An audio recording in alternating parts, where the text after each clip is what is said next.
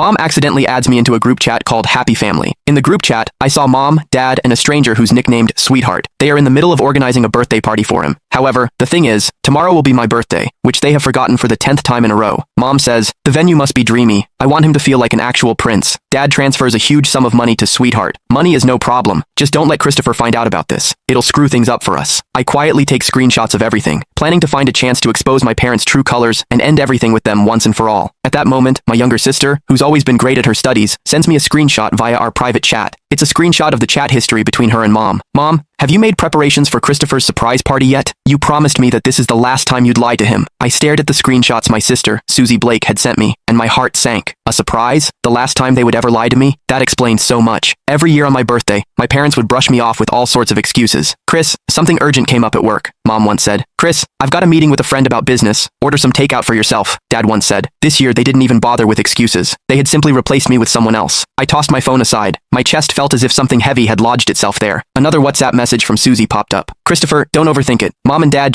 I replied with just 2 words. Got it. Overthink it? How could I not overthink it? The facts were right in front of me. That birthday party for their sweetheart was the so-called surprise they had lied to me about. As their biological son, I was nothing more than a backdrop for another boy's happiness. I heard Mom's hushed voice from the living room as she spoke on the phone. Right. We'll go with blue balloons, the biggest and brightest ones. Ben loves blue the most, so it has to be perfect for him. Ben. Listening closely to their conversation, I pieced together the boy's full name, Benjamin Smith. I picked up my phone and searched for the name on Instagram. Soon, a boy with a polished profile picture appeared. His highlighted stories were filled with glamorous photos of him traveling around the world. His most recent Instagram story was a photo of him with my parents, taken in my living room. In the photo, Mom and Dad's smiles were warm and loving. Mom's arm rested affectionately on Benjamin's shoulder, while Dad stood beside him with eyes full of indulgence. It was an expression I had never once seen on their faces. The caption read, "Thank you, Mr. Blake and Mrs. Blake. I'm really looking forward to tomorrow's party." Mom left a comment underneath. "Silly child, there's no need to be so formal with us." Meanwhile, Dad gave the post a like. What a perfect family. I saved the photo along with the group chat screenshots and stored them in my encrypted album. These would be the surprises I planned to give them tomorrow. At dinner, Mom made soup and served me a bowl with exaggerated attentiveness. "Chris, try it. I made this especially for you," she said. I looked at the greasy chicken soup. My throat tightened as a wave of nausea surged up. "Is this supposed to liven up Benjamin's birthday party?" I asked lightly. The smile on Mom's face froze. She glanced at Dad, and his expression darkened immediately. "What nonsense are you talking about? Benjamin?" he replied. "Oh, looks like you forget things easily, Dad." I took out my phone and opened the photo. "Isn't this boy your so-called sweetheart?" Dad's face turned ashen in an instant. Mom rushed to smooth things over. "Chris, you misunderstood. He's the son of an important client of mine. We're just helping to organize his birthday party." "A client's son?" I sneered. "Is he important enough to have a whole group chat, to be tagged as sweetheart, and to even receive a large money transfer? Is he important enough to make you ignore your own son's birthday entirely?" In an instant, the living room fell silent, except for the sound of breathing.